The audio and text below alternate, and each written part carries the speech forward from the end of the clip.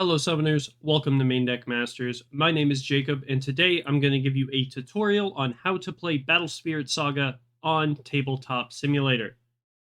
Woo! Alright, so the first thing we're going to actually need to do is get Tabletop Simulator. So we're going to go into Steam and search Tabletop Simulator. It is $20, but it's a very useful $20 to spend because you'll be able to test Battle Spirit Saga whenever you want to. The modding community on Tabletop Simulator is huge. There are so many different games that have been modded into Tabletop Simulator that it makes the $20 absolutely worth it. Now, after you get Tabletop Simulator, you're going to want to go to the Steam Community tab or go into bss.db and get the Tabletop Simulator script in order to actually put it into Tabletop Simulator. It's right here. You see it on screen. I will also leave a link in the description for this mod and for Tabletop Simulator itself. You just subscribe to it and it gives you the game that we are playing. So let's go on back to Tabletop Simulator. Now, the great thing about this mod of Tabletop Simulator is you don't even have to build decks. Like if we go over here, you have all the starter decks, tokens, and everything that you need to work with, but you don't even need any of these. So what we're going to do is look at this spawn deck spot. So what we're going to do is we're going to take a deck. We are going to go into the deck editor. We're going to take one of our loaded decks. I'm going to choose one of these. Let's go ahead and take Serpent Maduke. Load this deck up. Go to the export. Copy the link. Then we're going to go back to Tabletop Simulator. Click on this right here. Control V it in. And boom, we spawn our deck. So we're going to take our deck and flip it and move it over here. So some quick controls for Tabletop Simulator. WASD moves the camera around. The scroll wheel zooms in and out. If you right click and hold, it gives you the ability to move the camera about. That's basically all you need for moving about the table. Now, on our deck, it needs to be shuffled, so we're going to hit R to shuffle the deck. Now, enjoy spamming R about 15 times. Our deck is shuffled. We can, when we're hovering over the deck, we can press the number keys to draw a card. Go ahead and draw 4. Here's our hand. We do have all of these nice little buttons here on the side in order to make everything easier for us. So if we want to mulligan this hand, we just click the mulligan button here. Automatically mulligans the hand. Draws us 4 new cards. As you see, we have our 4 new cards. And if you decide to choose no mull, it will give us the extra card. And we're going to reshuffle this. So we have our cards here, and we have our nice little things. So start step, core step, gives us a core. All you gotta do is click on it. Draw step. Refresh step would refresh all of our stuff. So let's move a core here, and let's bring something down here exhausted. Refresh step refreshes all of that by itself. And then main step, and that gives you what you need to do. And if you look down here in the bottom left, we have a little taskbar here that tells us everything that we are doing. So that is honestly how you go through what you need to do for every step here. We also have attack step to declare we're in attack step. We've got no flash, flash, block, and life here. Immediately takes a life and puts it into your reserve. Now, these are really useful for the no flash, flash, and block are really useful for when you're playing with somebody and you're not on comms.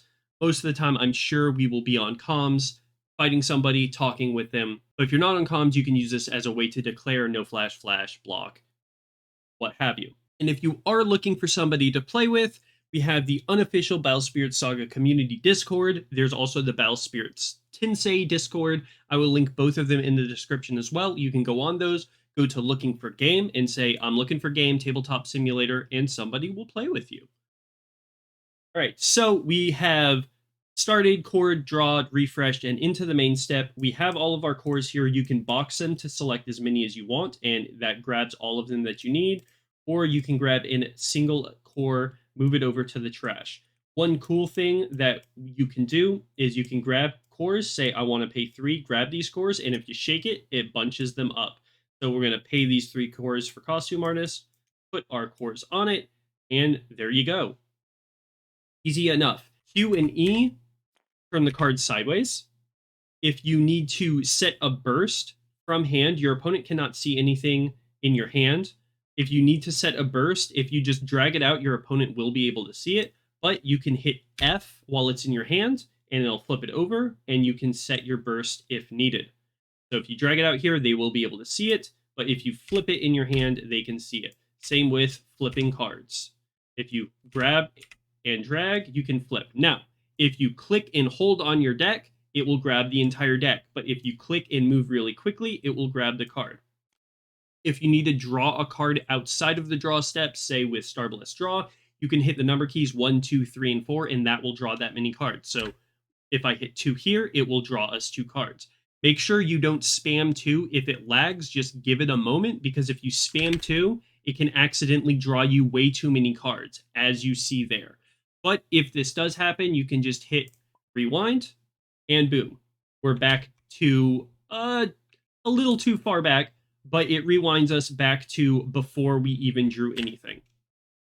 So we have our 2 cards here, and you can just hit instep, and it will go to your opponent's turn. I do not have an opponent here right now, but it would do their turn. They start, core, draw, refresh main, attack.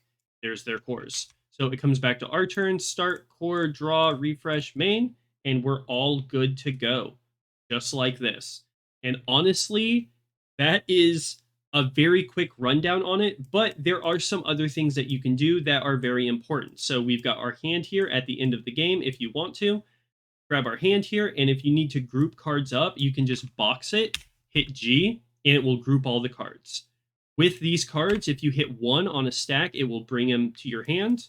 Or if the cards are loose, say you checked the top 3 and you need to grab a magic, well, here's the magic. If you hit 1 on it, it brings it immediately to your hand.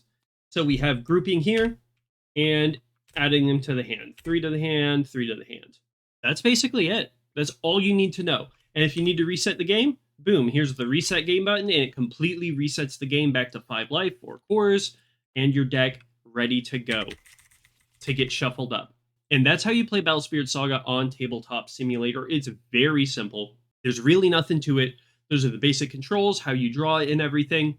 Other people that, if you're new and you get on, they can tell you some more of the nuances to it, but this is your basic guide on how to do it. There is one thing, however. Make sure to like and subscribe, but the most important button is this one right here.